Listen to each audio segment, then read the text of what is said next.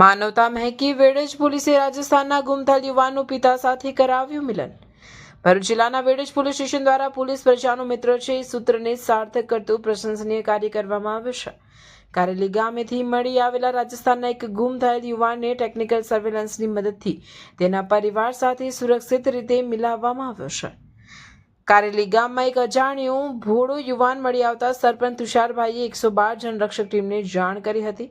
Vadaj police સ્ટેશનના in charge PI કેબી રાઠવાના માર્ગદર્શન હેઠળ હેડ કોન્સ્ટેબલ ભરતદાન અને તળસાભાઈએ તપાસ હાથ ધરી હતી.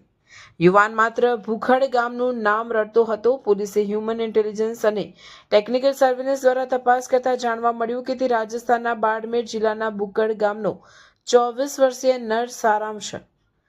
પોલીસે યુવાનના પિતા જયસારામનો સંપર્ક કરી તેમને વેડજ બોલાવ્યા. લાંબા સમયથી ગુમ થયેલા પુત્રને જોઈ પિતાની આંખો છલકાઈ ગઈ હતી અને પોલીસ મથકે ભાવુક દ્રશ્યો સર્જાયા હતા.